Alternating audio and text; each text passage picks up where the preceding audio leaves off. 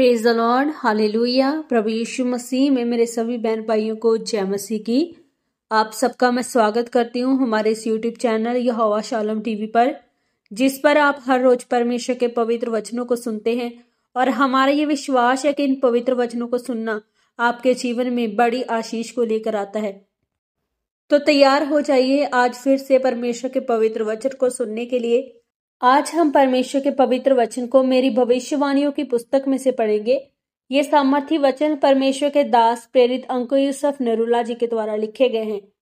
और हमारा ये विश्वास है कि जब आप इन पवित्र वचनों को सुनेंगे तो परमेश्वर की आशीष आपके जीवन में आएगी।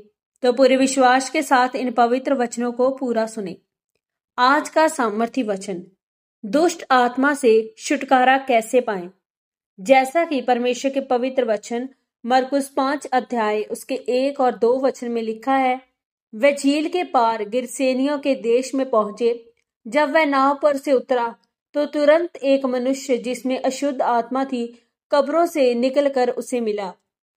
मेरे प्रियो, पवित्र वचन में लिखा है कि यीशु मसीह झील के पास एक जगह पर जा रहे थे जिसका नाम था गिरसेनियों, और वहां पर उनको एक पागल व्यक्ति मिलता है जिसको सांकलों के साथ बांधा जाता था, फिर भी वह उसे तोड़ देता था। आप सोचकर देखो कि कितनी बड़ी दुष्ट आत्मा उसमें कार्य कर रही थी। जब हम इस वचन की 6ठी आयत को पढ़ते हैं तो वहां लिखा है कि वह यीशु मसीह को दूर से ही देखकर दौड़ा और उसे प्रणाम किया। और यूनानी भाषा में प्रणाम शब्द को प्रोसबुनियो कहा जाता है, जिसका अर्थ है एक कुत्ता अपने स्वामी के हाथ को जैसे सूंघता है, उसके लिए इस शब्द का प्रयोग किया गया है। आप सोचकर देखें, जो व्यक्ति कब्रों में रहता है, जो अपने आप को पत्थरों से घायल करता है, वो यीशु मसीह की आराधना कर रहा है। और जब यीशु मसीह ने उसको डांटा तो उसके अंदर से दुष्ट आत्मा उसको छोड़कर चली गई।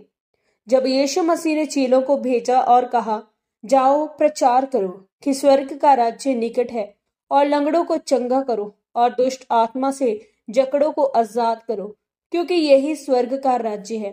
और यह संभव है कि एक मसीही व्यक्ति में दुष्ट आत्मा हो, चाहे वह दशमांश देता हो, चाहे वह किसी का बुरा ना करता हो, चाहे वह भलाई करता हो। मेरे प्रियो, अब दुष्ट आत्मा से कैसे छुटकारा पाना है। परमेश्वर के राज्य में बलपूर्वक प्रवेश किया जाता है, लेकिन दुष्ट आत्मा कौन से बल से निकलेगा?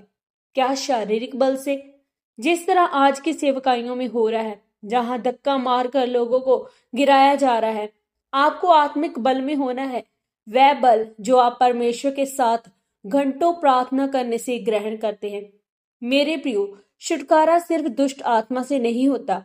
जब आपका छुटकारा होता है तो आप अपने परिवार में बढ़ते हो, आपकी आर्थिक स्थिति बदलती है, आप अपनी सेहत में बढ़ते हैं, आप अपने आत्मिक जीवन में बढ़ते हैं, और परमेश्वर आपको अगले सत्र पर लेकर जाता है। आमीन। मेरे प्रियो, अब जैसे आपने पवित्र वचनों को सुना, तो आइए अब हम इस प्रार्थना को करते हैं। सर्वशक्तिमान परमेश्वर, इस वचन के लिए मैं आपका धन्यवाद करती हूँ।